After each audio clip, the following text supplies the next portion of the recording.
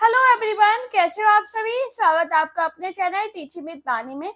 I hope आप सभी अच्छे होंगे और अपनी तैयारी को बेहतर कर रहे होंगे। दोस्तों, आज की क्लास में हम आधुनिक काल, उपन्यास और काव्य शास्त्र के बनने वाले महत्वपूर्ण प्रश्नों करेंगे। तो चलिए आज की वीडियो के स्टार्ट करते हैं। उससे पहले अगर आप चैनल पर पहली बार आए हो तो चैनल को सब्सक्राइब और वीडियो को लाइक जरूर करना।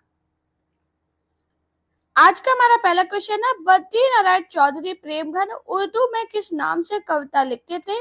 नियाज, दशा, अब्र, आफताब। हाँ जी, बद्री नारायण चौधरी प्रेमघन उर्दू में किस नाम से कविता लिखते थे। तो आपको यह रखना, अब्र नाम से इसका राइट आंसर है ऑप्शन सी। मैंने क्या बताया, बद्री नारायण चौधरी प्रेमघन उर्दू में अब्र नाम से कविता लिखते थे। भारतेंदु के हिंदी योगदान का स्वरूप है स्वयं रचनाएं लिखकर, समाचार पत्र निकालकर, भारतेंदु मंडल का गठन करके, इनमें सभी साधनों के माध्यम से। हाँ जी, भारतेंदु के हिंदी योगदान का स्वरूप क्या है। तो आपको याद रखना, स्वयं रचनाएं लिखकर, समाचार पत्र निकालकर, भारतेंदु मंडल का गठन करके। तो इसका राइट आंसर क्या होगा, ऑप्शन डी, इनमें सभी साधनों के माध्यम से। इनमें से किस कवि साहित्यकार का संबंध भारतेंदु काल से नहीं है। राधिका रमण प्रसाद सिंह, प्रताप नारायण मिश्र, अंबिका दत्त व्यास, बद्री नारायण चौधरी प्रेमगन। हाँ जी, किस कवि साहित्यकार का संबंध भारतेंदु काल से नहीं है। तो आपको पता है, प्रताप नारायण मिश्र, अंबिका दत्त व्यास और बद्री नारायण चौधरी प्रेमगन। इनका संबंध किससे है, भारतेंदु काल से है। जबकि बात करें राधिका रमण प्रसाद सिंह, इनका संबंध भारतेंदु काल से नहीं है। इसका राइट आंसर है ऑप्शन ए। भारतेंदु युग के कवियों ने अधिकांशतः किस भाषा में कविता की। खड़ी बोली, उर्दू, अवधी, ब्रज भाषा। हाँ जी, भारतेंदु युग के कवियों ने अधिकांशतः किस भाषा में कविता की। आपको याद रखना, ब्रज भाषा। इसका राइट आंसर है ऑप्शन डी। इनमें से भारतेंदु युग के साहित्यकार नहीं है। बालकृष्ण भट्ट, प्रेमचंद, प्रताप नारायण मिश्र, ठाकुर जगमोहन सिंह। हाँ जी, भारतेंदु युग के साहित्यकार कौन नहीं है। तो आपको याद रखना, प्रेमचंद भारतेंदु युग के साहित्यकार नहीं है, बल्कि गद्य साहित्य में इनके स्वयं के नाम से प्रचलित युग प्रेमचंद युग के साहित्यकार है। तो इसका राइट आंसर है ऑप्शन बी। भारतेंदु की कौन सी रचना पयार छंद में लिखी गई। बंदर सभा, प्रेम सरोवर, वर्षा विनोद, प्रात समीरन। हाँ जी, भारतेंदु की कौन सी रचना पयार छंद में लिखी गई। तो आपको याद रखना, प्रात समीरन। इसका राइट आंसर है ऑप्शन डी। जो हो मैंने आप कई बार बेर परिश्रम किया कि खड़ी बोली में कुछ कविता बनाओ, वह मेरी चिंता अनुसार नहीं। यह कथन किसका है। अयोध्या सिंह उपाध्याय हरिओत, भारतेंदु हरिचंद, अयोध्या प्रसाद खत्री, जगन्नाथ दास रत्नाकर। जल्दी से बताइए, ये जो कथन है किसका है। तो आपको याद रखना, भारतेंदु हरिचंद का। इसका राइट आंसर है ऑप्शन बी। नेक्स्ट क्वेश्चन है, निम्नलिखित साहित्यकारों में से सबसे कम आयु किसकी रही। जयशंकर प्रसाद, गजानन माधव, मुक्तिबोध, प्रेमचंद, भारतेंदु हरिचंद। हाँ जी, जल्दी से बताइए, इसका राइट आंसर क्या होगा। अब दोस्तों, अगर आपको जन्म मृत्यु याद है तो ये क्वेश्चन आप तुरंत कर जाओगे। सबसे पहले बताइए, जयशंकर प्रसाद का जन्म कब हुआ था। तो आपको याद रखना 1889 में। और मृत्यु कब हुई थी। तो आपको याद रखना 1937 में। गजानन माधव मुक्तिबोध, इनका जन्म 1917 में हुआ था और मृत्यु कब हुई थी। तो आपको याद रखना 1964 में। प्रेमचंद का जन्म कब हुआ था। तो आपको याद रखना 1880 में।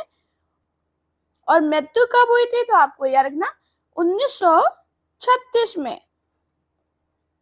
भारतेंदु हरिचंद, इनका जन्म 1850 में हुआ था और मृत्यु कब हुई थी, 1885 में। अब बताइए, इनका कितने वर्ष के थे जब इनकी मृत्यु हुई थी। सबसे पहले किसकी कम आयु है, भारतेंदु हरिचंद की। इसका राइट आंसर है ऑप्शन डी। कितनी आयु है, 35 वर्ष। बाकी बात करें जयशंकर प्रसाद की कितनी आयु थी। तो आपको यह रखना 48 वर्ष। गजानन माधव मुक्तिबोध, इनकी उम्र कितनी थी, 47 वर्ष। और प्रेमचंद, इनकी उम्र कितनी थी? तो आपको याद रखना 56 वर्ष। आचार्य रामचंद्र शुक्ल की दृष्टि से किस युग के लेखकों की दृष्टि व्याकरण के नियमों पर अच्छी तरह नहीं जमी थी? द्विवेदी युग, छायावाद युग, भारतेंदु युग, प्रगतिवाद युग। हाँ जी, आचार्य रामचंद्र शुक्ल की दृष्टि में किस युग के लेखकों की दृष्टि व्याकरण के नियमों पर अच्छी तरह नहीं जमी थी? तो आपको यह रखना भारतेंदु युग इसका राइट आंसर है ऑप्शन सी। भारतेंदु की खड़ी बोली में रचित कविताओं का संग्रह किस नाम से प्रसिद्ध है? फूलों का गुच्छा, प्रेम सरोवर, प्रेम तरंग, प्रेम माधुरी। हाँ जी, बताइए इसका राइट आंसर क्या होगा? भारतेंदु की खड़ी बोली में रचित कविताओं का संग्रह किस नाम से प्रसिद्ध है? आपको याद रखना फूलों का गुच्छा है इसका राइट आंसर है ऑप्शन ए। कौन सा लेखक भारतेंदु मंडल का नहीं है? प्रताप नारायण मिश्र, प्रेमघन, बालकृष्ण भट्ट, श्रीधर पाठक। हाँ जी, कौन सा लेखक भारतेंदु मंडल का नहीं है? तो आपको याद रखना श्रीधर पाठक भारतेंदु मंडल के लेखक नहीं है, बल्कि ये द्विवेदी युग के स्वच्छंदवादी कवि हैं। इसका राइट आंसर है ऑप्शन डी। हिंदी साहित्य के इतिहासकार 1850 से 1900 ईस्वी के काल को किस नाम से अभिहित करते हैं? द्विवेदी युग, शुक्ल युग, भारतेंदु युग, छायावादी युग। तो आपको यह रखना किस नाम से कहते हैं? भारतेंदु युग के नाम से। इसका राइट आंसर है ऑप्शन सी। भारतेंदु ने जिस प्रकार हिंदी गद्य की भाषा का परिष्कार किया है, उसी प्रकार काव्य की ब्रज भाषा का भी। इस पंक्ति के लेखक है रामचंद्र शुक्ल, शिवदान सिंह चौहान, रामकुमार वर्मा, रामविलास शर्मा। बताओ क्या होगा इसका राइट आंसर? हाँ जी, ये जो पंक्ति है इसके लेखक कौन है? तो आपको याद रखना आचार्य रामचंद्र शुक्ल। इसका राइट आंसर है ऑप्शन ए। समस्या पूर्ति किस युग की विशेषता है? भारतेंदु युग, छायावाद युग, द्विवेदी युग, प्रगतिवाद युग। बताइए क्या होगा इसका राइट आंसर? तो दोस्तों आप सभी को पता है भारतेंदु युग में समस्या पूर्ति एक लोकप्रिय काव्य पद्धति थी। इसका राइट आंसर है ऑप्शन ए। नव जागरण का अग्रदूत हिंदी के किस लेखक को कहा जाता है? शिव प्रसाद सितारे हिंद, भारतेंदु हरिश्चंद्र, आचार्य महावीर प्रसाद द्विवेदी, बाबू मैथिली शरण गुप्त। हाँ जी, नव जागरण का अग्रदूत हिंदी के किस लेखक को कहा जाता है? आपको याद रखना भारतेंदु हरिश्चंद्र को। इसका राइट आंसर है ऑप्शन बी। भारतेंदु युग का कौन कवि पुष्टि मार्ग में दीक्षित था? बालकृष्ण भट्ट, प्रेमघन, भारतेंदु हरिश्चंद्र, प्रताप नारायण मिश्र। हाँ जी, भारतेंदु युग का कौन सा कवि पुष्टि मार्ग में दीक्षित था? आपको याद रखना भारतेंदु हरिश्चंद्र। इसका राइट आंसर है ऑप्शन सी। बकरी विलाप किसकी काव्य कृति है? भारतेंदु हरिश्चंद्र, बालकृष्ण भट्ट, प्रेमघन, इनमें से कोई नहीं। हाँ जी, आपको याद रखना जो बकरी विलाप है ये भारतेंदु हरिश्चंद्र की व्यंग्यात्मक काव्य कृति है। इसका राइट आंसर है ऑप्शन ए। कविता के लिए खड़ी बोली के पक्ष में आंदोलन की शुरुआत की? प्रेमघन ने, भारतेंदु ने, जगन्नाथ दास रत्नाकर ने, अयोध्या प्रसाद खत्री ने। हाँ जी, कविता के लिए खड़ी बोली के पक्ष में आंदोलन की शुरुआत किसने की? अयोध्या प्रसाद खत्री ने। इसका राइट आंसर है ऑप्शन डी। प्रयाग रामागमन के लेखक है बालकृष्ण भट्ट, प्रेमघन, प्रताप नारायण मिश्र, इनमें से कोई नहीं। हाँ जी, प्रयाग रामागमन के लेखक कौन है? तो आपको याद रखना प्रयाग रामागमन के लेखक बद्री नारायण चौधरी प्रेमघन है। इसका राइट आंसर है ऑप्शन बी। साहित्य के नव जागरण का सूर्योदय करने वाले साहित्यकार कौन है? लल्लूलाल, बालकृष्ण भट्ट, भारतेंदु हरिश्चंद्र, राजर्षि प्रसाद। हाँ जी, बताइए क्या होगा इसका राइट आंसर? तो आपको याद रखना साहित्य के नव जागरण का सूर्योदय करने वाले साहित्यकार भारतेंदु हरिश्चंद्र है। इसका राइट आंसर है ऑप्शन सी। कौन सी रचना श्रीधर पाठक की नहीं है? जगत, सच्चाई सार, भरत गीत, कश्मीर सुषमा, गंगा अवतरण। हाँ जी, कौन सी रचना श्रीधर पाठक की नहीं है? तो आपको याद रखना गंगा अवतरण श्रीधर पाठक की रचना नहीं है। इसका राइट आंसर है ऑप्शन डी। अब ये किसकी रचना है? तो आपको याद रखना जगन्नाथ दास रत्नाकर की। किसकी है? रत्नाकर की रचना है। साकेत में राम का चरित्र काव्य की द्वितीय श्रेणी के चरित्रों में परिगणित होने योग्य ही बन सका है। प्रस्तुत कथन किनका है? रामचंद्र शुक्ल, नंद दुलारे वाजपेयी, गुलाब राय, राम कुमार वर्मा। हाँ जी, जल्दी से बताइए ये कथन किसका है? तो आपको याद रखना नंद दुलारे वाजपेयी का इसका राइट आंसर है ऑप्शन बी। निम्नलिखित में से मैथिली शरण गुप्त का खंड काव्य नहीं है? पंचवटी, नाहुस, सिद्धराज, पथिक।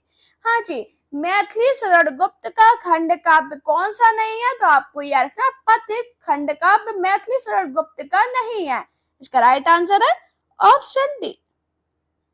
आपको याद रखना पथिक खंड काव्य की रचना 1920 ईस्वी में किसने की थी? तो आपको याद रखना राम नरेश, हाँ जी जल्दी से बताइए इनका नाम पूरा क्या है? राम नरेश त्रिपाठी द्वारा की गई, त्रिपाठी द्वारा की गई। खड़ी बोली का पहला महाकाव्य माना जाता है प्रिय प्रवास को, साकेत को, यशोधरा को, विष्णु प्रिया को। हाँ जी, खड़ी बोली का पहला महाकाव्य किसे माना जाता है? तो आपको याद रखना प्रिय प्रवास को। इसका राइट आंसर है ऑप्शन ए। बात करें प्रिय प्रवास किसकी कृति है? तो आपको याद रखना अयोध्या सिंह उपाध्याय हरिओद की। किसकी है? हरिओद की। जितने श्रम और जितनी सावधानी से यह संपादित हुआ है, आज तक हिंदी का और कोई ग्रंथ नहीं हुआ। आचार्य शुक्ल का उक्त कथन किस संपादित रचना संदर्भ में है? विनयपति का, बिहारी रत्नाकर, लालचंद का, कबीर ग्रंथावली। बताइए इसका राइट आंसर क्या होगा? आपको याद रखना आचार्य रामचंद्र शुक्ल का यह कथन बिहारी रत्नाकर के संदर्भ में है, जिसके रचनाकार जगन्नाथ दास रत्नाकर है। इसका राइट आंसर क्या होगा? Option B. हिंदी साहित्य पंडित महावीर प्रसाद द्विवेदी का सदा ऋणी रहेगा। व्याकरण की शुद्धता और भाषा की सफाई के प्रवर्तक द्विवेदी जी ही थे। उक्त कथन किसका है? डॉक्टर नगेंद्र, आचार्य रामचंद्र शुक्ल, आचार्य हजारी प्रसाद द्विवेदी, नंद दुलारे वाजपेयी। बताइए इसका राइट आंसर क्या होगा? हाँ जी, ये जो कथन है किसका है? आपको याद रखना आचार्य रामचंद्र शुक्ल का। इसका राइट आंसर है ऑप्शन बी। पंचवटी खंड काव्य की रचना किस कवि द्वारा की गई? मैथिली शरण गुप्त, नागार्जुन, भवानी प्रसाद मिश्र, जयशंकर प्रसाद। हाँ जी, पंचवटी खंड काव्य की रचना किस कवि द्वारा की गई? आपको याद रखना मैथिली शरण गुप्त द्वारा। इसका राइट आंसर है ऑप्शन ए। बात करें पंचवटी की सन कितनी है? तो आपको याद रखना 1925। वे धर्म में विशिष्ट दैत्यवादी विचारों में गांधीवादी और साहित्य में अविदावादी हैं। यह कथन मैथिली शरण गुप्त ने के विषय में किसने कहा? गणपति चंद्र गुप्त, वचन सिंह ने, हजारी प्रसाद द्विवेदी, रामचंद्र शुक्ल। बताइए इसका राइट आंसर क्या होगा? दोस्तों, काफी लोग चैनल पे पहली बार आए हैं, उस सभी से रिक्वेस्ट करिए प्लीज चैनल को सब्सक्राइब करके वीडियो को लाइक जरूर करना। कमेंट में जरूर बताना आपको मेरी क्लास कैसी लगी है और आपका स्कोर कितना गया। अभी इसका आंसर क्या होगा? तो आपको याद रखना डॉक्टर वचन सिंह। इसका राइट आंसर है ऑप्शन बी। कृषक क्रंदन इनमें से किसकी काव्य कृति है? राम नरेश त्रिपाठी, राम कुमार वर्मा, ज्ञा प्रसाद शुक्ल सने ही, मैथिली शरण गुप्त। जल्दी से बताइए इसका राइट आंसर क्या होगा? कृषक क्रंदन इनमें से किसकी काव्य कृति है? तो आपको याद रखना ज्ञा प्रसाद शुक्ल सने ही। इसका राइट आंसर है ऑप्शन सी। नेक्स्ट क्वेश्चन है निम्नलिखित कृतियों को उनके प्रकाशन वर्ष के अनुसार आरोही क्रम में व्यक्त करने वाली श्रेणी है? जय भरत, साकेत, भारत भारती, यशोधरा। बताइए इसका राइट आंसर क्या होगा? हाँ जी, अभी ये क्वेश्चन पेपर सॉल्व कराया था यूपी टीजीटी का, उसमें ये क्वेश्चन आपको कराया था। जल्दी से बताओ राइट आंसर क्या होगा? सबसे पहले बात करें यशोधरा, इसकी सन कितनी है? 1932। साकेत की सन कितनी है? तो आपको याद रखना 1931। भारत भारती की सन कितनी है? जल्दी से बताइए 1912। जय भारत की कितनी है? 1952। अब लगाइए इन्हें आरोही क्रम में। सबसे पहले क्या आएगा? भारत भारती, साकेत, यशोधरा, जय भारत। इसका राइट आंसर है ऑप्शन बी। निम्नलिखित में से किस कवि का उपनाम हितैषी है? तुलसीराम शर्मा, अनूप शर्मा, गोपाल शरण सिंह, जगदम्बा प्रसाद। बताइए क्या होगा इसका राइट आंसर? हाँ जी, किस कवि का उपनाम हितैषी है? आपको याद रखना जगदम्बा प्रसाद। इसका राइट आंसर है ऑप्शन डी। आज रात इससे परदेसी चल कीजिए विश्राम यही, जो कुछ वस्तु कूटी में मेरे ग्रहण, संकोच नहीं। प्रस्तुत काव्य पंक्तियों के रचनाकार है अंबिका दत्त व्यास, श्रीधर पाठक, राम नरेश त्रिपाठी, अयोध्या सिंह उपाध्याय, हरिओद। बताइए इसका राइट आंसर क्या होगा? ये पंक्ति के रचनाकार कौन है? तो आपको याद रखना श्रीधर पाठक। इसका राइट आंसर है ऑप्शन बी। निम्न में से कौन सी रचना रत्नाकर की नहीं है? उद्धव शतक, रत्नाष्टक, सुंदरी तिलक, समालोचना दस। जी कौन सी रचना रत्नाकर की नहीं है? आपको याद रखना सुंदरी तिलक रत्नाकर की रचना नहीं है, यह घनानंद की कविताओं का संकलन है। इसका राइट आंसर है ऑप्शन सी। पथिक किसका काव्य संग्रह है? राम नरेश त्रिपाठी, विद्यानिवास मिश्र, जगदीश चतुर्वेदी, मैत्री शरण गुप्त। हाँ जी, पथिक किसका काव्य संग्रह है? आपको याद रखना पथिक राम नरेश त्रिपाठी का काव्य संग्रह है। इसका राइट आंसर है ऑप्शन ए।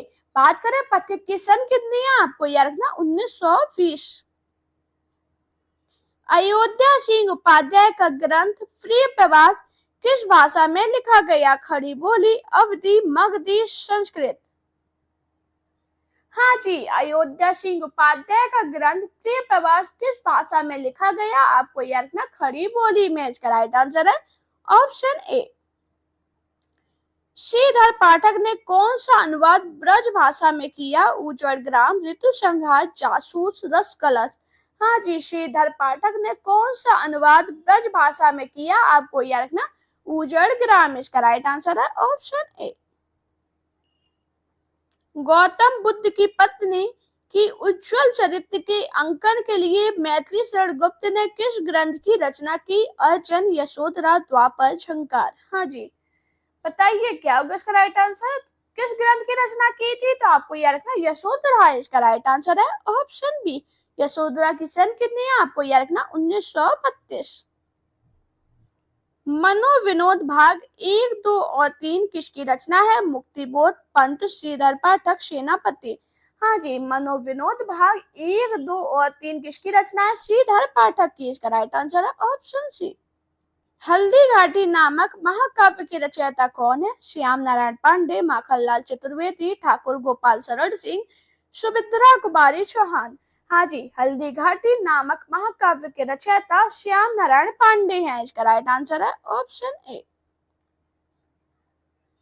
प्रिय प्रवास का वर्ण विषय क्या है? राम वनवास, बुद्ध का गृह त्याग, कृष्ण का मथुरा प्रवास, सीता का करुणापूर्ण चित्त। हाँ जी, बताइए इसका राइट आंसर क्या है?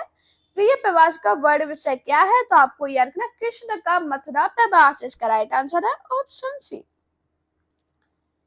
30, 40, 50 उपन्यास की लेखक है? केशव प्रसाद सिंह, राजेंद्र यादव, भैरव प्रसाद गुप्त, प्रभाकर माचवे।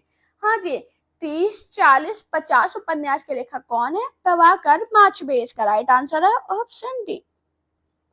कुरु कुरु स्वाहा उपन्यास के लेखक इनमें से कौन है? उषा प्रेमदा, राही मासूम रज्जा, धर्मवीर भारती, मनोहर श्याम जोशी। हाँ जी, कुरु कुरु स्वाहा उपन्यास के लेखक मनोहर श्याम जोशी हैं। इसका राइट आंसर है ऑप्शन डी।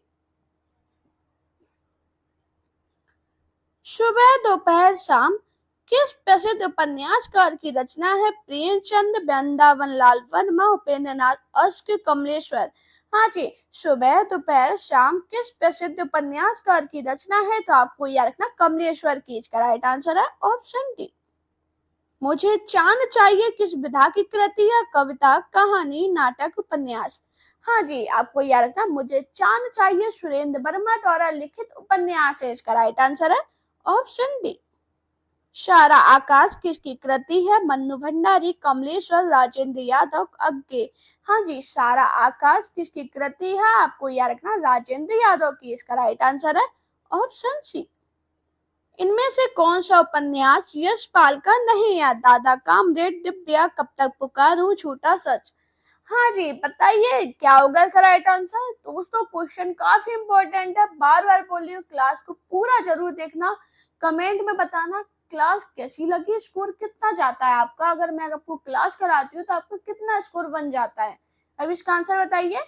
तो आपको याद रखना कौन सा उपन्यास यशपाल का नहीं है? तो आपको याद रखना कब तक पुकारूं, इसका राइट आंसर है ऑप्शन सी। अब ये यशपाल का नहीं है तो किसका है? आपको याद रखना ये रंगे राघव का उपन्यास है। किसका है? रंगे राघव का उपन्यास है। ठेठ हिंदी का ठाठ तथा अध खिला फूल किसके उपन्यास है? प्रेमचंद, निराला, दिनकर, अयोध्या सिंह उपाध्याय, हरिओद। हाँ जी, ठेठ हिंदी का ठाठ अध खिला फूल किसके उपन्यास है? इतना इंपॉर्टेंट क्वेश्चन है, शायद ही कोई एग्जाम में ना पूछा हो, तो आपको याद रखना अयोध्या सिंह उपाध्याय, हरिओद। इसका राइट आंसर है ऑप्शन डी। राधा कृष्ण ने गोवध की समस्या का निवारण करने हेतु कौन सा उपन्यास लिखा था? निस्सहाय हिंदू, आदर्श हिंदू, भूतनाथ, इनमें से कोई नहीं। हाँ जी, बताइए क्या होगा इसका राइट आंसर है? तो आपको याद रखना राधा कृष्ण ने उपन्यास निस्सहाय हिंदू में गोवध की समस्या का निवारण करने हेतु प्रयास किया गया है। इसका राइट आंसर है ऑप्शन ए। प्रेमचंद के उपन्यासों का कालक्रम निर्धारित कीजिए। सेवा सदन, प्रेम आश्रम, निर्मला, गोदान। बताओ क्या होगा इसका राइट आंसर? हाँ जी, सबसे पहले बात करें जो निर्मला है, इसकी सन कितनी है? तो आपको याद रखना 1927। सेवा सदन की सन कितनी है? 1918। प्रेम आश्रम इसकी सन कितनी है? 1922। गोदान की सन कितनी है? तो आपको याद रखना 1936। बताइए इसका सही क्रम क्या होगा? सबसे पहले क्या आएगा? तो आपको याद रखना सेवा सदन, प्रेम आश्रम, निर्मला, गोदान। इसका राइट आंसर है ऑप्शन ए। इतिहास इस बात का गवाह है कि इस महामयी शक्ति की उपेक्षा करने वाले साम्राज्य नष्ट हो गए हैं। कथन किस उपन्यास से है? गोदान, दिव्या, आपका बंटी, वाणभट्ट की आत्मकथा। बताइए क्या होगा इसका राइट आंसर? तो आपको याद रखना इसका राइट आंसर क्या होगा? वाणभट्ट की आत्मकथा। इसका राइट आंसर है ऑप्शन डी। निम्नलिखित में से कौन सा उपन्यास प्रेमचंद द्वारा रचित है? बूंद और समुद्र, छोटा सच, रंगभूमि, सूरज का सातवां घोड़ा। हाँ जी, कौन सा उपन्यास प्रेमचंद द्वारा रचित है? आपको याद रखना रंगभूमि। इसका राइट आंसर है ऑप्शन सी।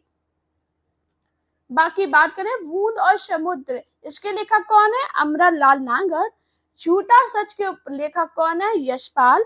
सूरज का सातवां घोड़ा, इसके लेखक कौन है? धर्मवीर भारती। लेखन प्रकाशन वर्ष के अनुसार प्रेमचंद कृत इन उपन्यासों का सही कालक्रम किस विकल्प में है? कर्मभूमि, रंगभूमि, कवन, सेवा सदन। बताइए क्या होगा इसका राइट आंसर? हाँ जी, तो जल्दी से बताइए इसका समय क्या है? बात करें रंगभूमि, इसका समय कितना है? 1925। कर्मभूमि का समय कितना है? तो आपको याद रखना 1932। सेवा सदन का कितना है समय? तो आपको याद रखना 1918। बात करें गवन, गवन का समय कितना है? 1931। जल्दी से बताइए इसका सही क्रम क्या होगा? तो आपको याद रखना सेवा सदन, रंगभूमि, गवन, कर्मभूमि। इसका राइट आंसर है ऑप्शन सी। लिखित उपन्यासों में से कौन सा उपन्यास भगवती चरण वर्मा द्वारा नहीं लिखा गया? चित्रलेखा, भूले बिसरे चित्ते, टेढ़े मेढ़े रास्ते, पुनर्नवा। हाँ जी, बताओ क्या होगा इसका राइट आंसर?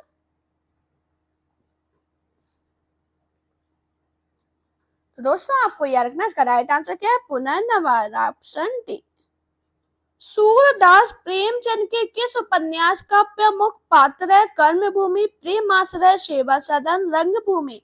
हाँ जी, सूरदास प्रेमचंद के किस उपन्यास का प्रमुख पात्र है? आपको याद रखना रंगभूमि। इसका राइट आंसर है ऑप्शन डी।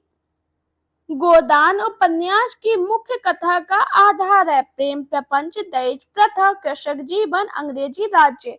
हाँ जी, गोदान उपन्यास की मुख्य कथा का आधार क्या है? तो आपको याद रखना कृषक जीवन। इसका राइट आंसर है ऑप्शन सी। अमरल लाल नागर का प्रथम प्रकाशित उपन्यास है? एकदा, अमृत और विश्व, मानस का हंस, बूंद और समुद्र। हाँ जी, बताओ क्या होगा इसका राइट आंसर? अमरलाल नागर का प्रथम प्रकाशित उपन्यास कौन सा है? आपको याद रखना बूंद और समुद्र। इसका राइट आंसर है ऑप्शन डी। सामाजिक उपन्यास अमरवेल के लेखक है? वृंदावन लाल वर्मा, हिमांशु जोशी, चतुर्सेन शास्त्री, रंगे राघव। हाँ जी, सामाजिक उपन्यास अमरवेल के लेखक कौन है? वृंदावन लाल वर्मा। इसका राइट आंसर है ऑप्शन ए। व्यक्तिवादी उपन्यासकारों की परंपरा में निम्नलिखित में से कौन नहीं है? भगवती चरण वर्मा, रामेश्वर शुक्ल अंचल, उपेंद्रनाथ अश्क, गोपाल राम गहमरी। हाँ जी, बताइए। व्यक्तिवादी उपन्यासों की परंपरा में निम्नलिखित में से कौन नहीं है? आपको याद रखना, गोपाल राम गहमरी इसका राइट आंसर है ऑप्शन डी। आचार्य रामचंद्र शुक्ल के अनुसार हिंदी के प्रथम उपन्यासकार है श्रद्धाराम फुलेरी, किशोरीलाल गोस्वामी, श्रीनिवास दास, मुंशी प्रेमचंद। हाँ जी, आचार्य रामचंद्र शुक्ल के अनुसार हिंदी के प्रथम उपन्यासकार कौन है? श्रीनिवास दास इसका राइट आंसर है ऑप्शन सी। आपको याद रखना है, इन्होंने परीक्षा गुरु 1882 ईस्वी में लिखा है। ऐसे मनोहर श्याम जोशी की रचना नहीं है? हरिया, हरक्यूलिस की हैरानी, कसम, सोना माटी, कौन हूं मैं। बताइए इसका राइट आंसर क्या होगा? तो आपको याद रखना, मनोहर श्याम जोशी की रचना कौन सी नहीं है? सोना माटी इसका राइट आंसर है ऑप्शन सी। अब ये मनोहर श्याम जोशी की रचना नहीं है, किसकी रचना है? तो आपको याद रखना, विवेकी रॉय की। किसकी है? विवेकी रॉय की रचना है। इसकी सन कितनी है? 1983। नेक्स्ट क्वेश्चन है, उपन्यास और उपन्यासकार का एक युग्म अशुद्ध है। काला पहाड़, भगवान दास मोरवाल, अंधेरे के जुगनू, रंगे राघव, वेदेन निर्मल वर्मा, करवट राजेंद्र यादव। बताइए इसका राइट आंसर क्या होगा? हाँ जी, उपन्यास और उपन्यासकार का एक युग्म अशुद्ध कौन सा है? तो आपको याद रखना, कौन सा है?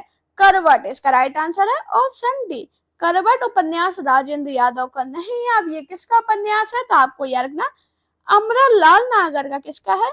अमरलाल नागर का। परीक्षा गुरु में किस शहर के रईस की कथा है? लखनऊ, दिल्ली, मेरठ, बनारस, आगरा। तो आपको याद रखना, परीक्षा गुरु में दिल्ली शहर के रईस की कथा है। इसका राइट आंसर है ऑप्शन बी। आजकल जिसे लिव इन रिलेशनशिप कहा जाता है, उस व्यवस्था का संकेत प्रेमचंद के किस उपन्यास में मिलता है?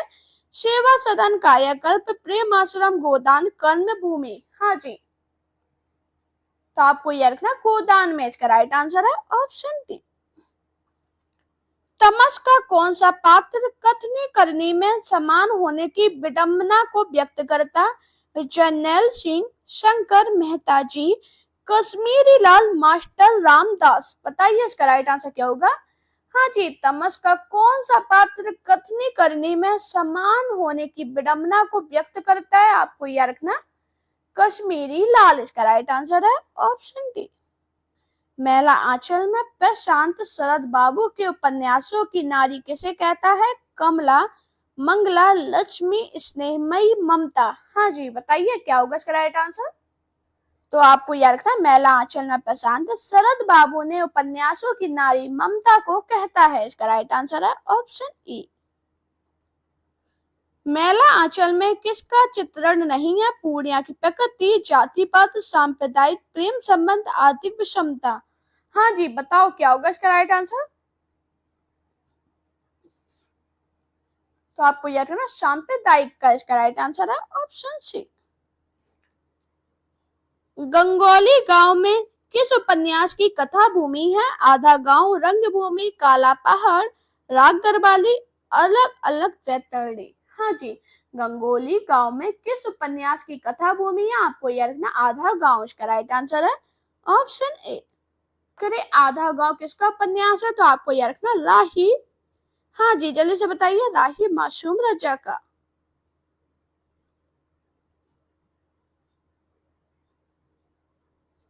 गरीबी और जहालत इस रोग के दो कीटाणु हैं।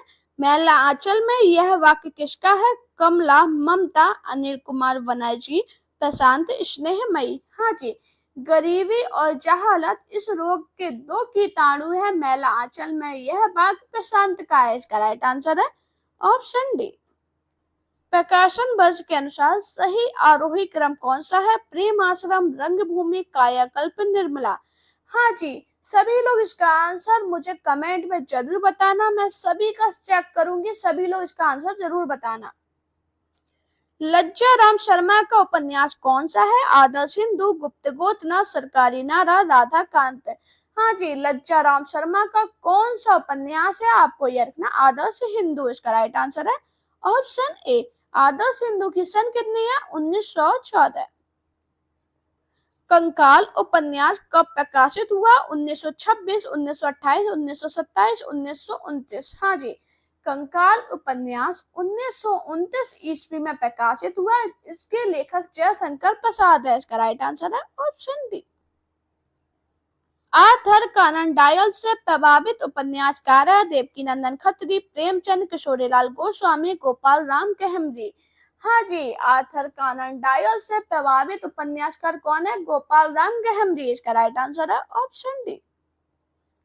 सेवा सदन कब प्रकाशित हुआ? 1907, 1920, 1918, 1934। हाँ जी, सेवा सदन कब प्रकाशित हुआ? आपको याद रखना 1918 में। इसका राइट आंसर है ऑप्शन सी। सेवा सदन के कौन उपन्यासकार है? तो आपको याद रखना मुंशी प्रेमचंद। फ्राइड के मनोवैज्ञानिक से प्रभावित उपन्यासकार है? यशपाल, अज्ञे, उपेंद्रनाथ अश्क, नागार्जुन। हाँ जी, फ्राइड के मनोविज्ञान से प्रभावित उपन्यासकार कौन है? अज्ञे। इसका राइट आंसर है ऑप्शन बी। देवकी नंदन खत्री का उपन्यास अनूठी बेगम कब प्रकाशित हुआ? 1905, 1902, 1906, 1908। हाँ जी, देवकी नंदन खत्री का उपन्यास अनूठी बेगम कब प्रकाशित हुआ? 1905 में। इसका राइट आंसर है ऑप्शन ए। निम्नलिखित में से कौन सा उपन्यास चैनेन्द्र का नहीं है? परख, सुनीता, शेखर एक जीवनी, त्यागपत्र। हाँ जी, कौन सा उपन्यास चैनेन्द्र का नहीं है? आपको याद रखना शेखर एक जीवनी। इसका राइट आंसर है ऑप्शन सी। पाप, पुण्य और की मीमांस में लिखा गया उपन्यास निम्नलिखित में से कौन सा है? चित्रलेखा, धर्मपाल, विराट की पद्मिनी, गढ़कुंडार। हाँ जी, बताइए क्या होगा इसका राइट आंसर? तो आपको याद रखना इसका राइट आंसर क्या है? चित्रलेखा। इसका राइट आंसर है ऑप्शन ए। बात करें यह किसके द्वारा रचित उपन्यास है? तो आपको याद रखना भगवती चरण वर्मा। भगवती चरण वर्मा। परीक्षा गुरु किसने लिखा? गोपाल राम गहमरी, बालकृष्ण भट्ट, देवकीनंदन खत्री, लाला श्रीनिवास दास। हाँ जी, परीक्षा गुरु उपन्यास किसने लिखा? लाला श्रीनिवास दास ने। इसका राइट आंसर है ऑप्शन डी। मैला आंचल मूलतः कैसा उपन्यास है? मनोविश्लेषणात्मक, आंचलिक, राजनीतिक, ऐतिहासिक। आपको याद रखना मैला आंचल एक आंचलिक उपन्यास है। इसका राइट आंसर है ऑप्शन बी। इसके लेखक कौन है? फरीश्वर नाथ रेणु। कौन सा प्रेमचंद का उपन्यास नहीं है? गोदान का वन, रंगभूमि, वाणवट की आत्मकथा। हाँ जी, प्रेमचंद का उपन्यास कौन सा नहीं है? आपको याद रखना वाणवट की आत्मकथा। इसका राइट आंसर है ऑप्शन डी। निम्नलिखित में से किस आचार्य ने रीति का भेद अवंती को माना है? भाम्य, कुंतक, बामन, भोजराज। हाँ जी, ये बहुत इंपॉर्टेंट क्वेश्चन है, काफी बार रिपीट हुआ है एग्जाम में, तो आपको याद रखना आचार्य भोजराज ने रीति का एक भेद अवंती को माना है। इसका राइट आंसर है ऑप्शन डी। निम्न में से कौन काव्य मीमांस के रचनाकार है? बामन, राजशेखर, मम्मट, लोलट। हाँ जी, काव्य मीमांस के रचनाकार कौन है? आपको याद रखना राजशेखर। इसका राइट आंसर है ऑप्शन बी। रस गंगाधर के रचयिता कौन है? दंडी, अभिनव गुप्त, आचार्य विश्वनाथ, पंडित राज जगन्नाथ। हाँ जी, रस गंगाधर के रचयिता कौन है? आपको याद रखना पंडित राज जगन्नाथ। इसका राइट आंसर है ऑप्शन डी। नाट्य शास्त्र के रचयिता कौन है? भाम्य, भरत, जयदेव, बामन। हाँ जी, नाट्य शास्त्र के रचयिता भरत मुनि। इसका राइट आंसर है ऑप्शन बी। अभिनव गुप्त किस रस सूत्र के व्याख्याता हैं? आरोपवाद, अनुमानवाद, अभिव्यक्तिवाद, मुक्तिवाद। हाँ जी, अभिनव गुप्त किस रस सूत्र के व्याख्याता हैं? आपको याद रखना अभिव्यक्तिवाद के। इसका राइट आंसर है ऑप्शन सी। निम्न में से कौन अलंकारवादी आचार्य नहीं है? भाम्य, कुवलयानंद, दंडी, जयदेव। हाँ जी, कौन अलंकारवादी आचार्य नहीं है? तो आपको याद रखना कुवलयानंद अलंकारवादी आचार्य नहीं है। इसका राइट आंसर है ऑप्शन बी। अलंकारवादी आचार्य इनमें से कौन है? विश्वनाथ, मम्मट, दंडी, कुंतक। हाँ जी, अलंकारवादी आचार्य कौन है? आपको याद रखना दंडी। इसका राइट आंसर है ऑप्शन सी। प्रतीकवाद की सर्वप्रथम घोषणा करने वाले विचारक कौन थे? एमिल जोला, जीन मोरे, कीट्स, जेम्स जॉयस। हाँ जी, प्रतीकवाद की सर्वप्रथम घोषणा करने वाले विचारक जीन मोरे थे। इसका राइट आंसर है ऑप्शन बी। रीति के आधारभूत तत्व के रूप में वामन का कैसा दृष्टिकोण है? विशुद्ध सौंदर्यवादी, विशुद्ध कथ्यवादी, विशुद्ध शिल्पवादी, विशुद्ध रसवादी। हाँ जी, रीति के आधारभूत तत्व के रूप में वामन का कैसा दृष्टिकोण है? आपको याद रखना विशुद्ध सौंदर्यवादी। इसका राइट आंसर है ऑप्शन ए। भरत मुनि के रस सूत्र में प्रयुक्त निष्पत्ति का अर्थ उत्पत्ति किस आचार्य ने माना? अभिनव गुप्त, भट्टनायक, भट्टलोलट, शंकुक। हाँ जी, बहुत इंपॉर्टेंट क्वेश्चन है, ये भी काफी बार बना, तो आपको याद रखना भरत मुनि के रस सूत्र में प्रयुक्त निष्पत्ति का अर्थ उत्पत्ति भट्टलोलट ने माना। इसका राइट आंसर है ऑप्शन सी। औचित्य के आधार पर होता है सामर्थ्य निर्णय, अर्थ निर्णय, सन्निधि निर्णय, उपर्युक्त सभी। हाँ जी, औचित्य के आधार पर क्या होता है? आपको याद रखना अर्थ निर्णय। इसका राइट आंसर है ऑप्शन बी। इनमें से कौन शब्द शक्ति का भेद नहीं है? व्यंजना, अभिधा, करुणा, लक्षणा। हाँ जी, कौन शब्द शक्ति का भेद नहीं है? आपको याद रखना करुणा शब्द शक्ति का भेद नहीं है। इसका राइट आंसर है ऑप्शन सी। किस आचार्य ने वर्ण सौंदर्य को सभी अलंकारों से बढ़कर माना? भाम्य, रुद्र, दंडी, आनंद वर्धन।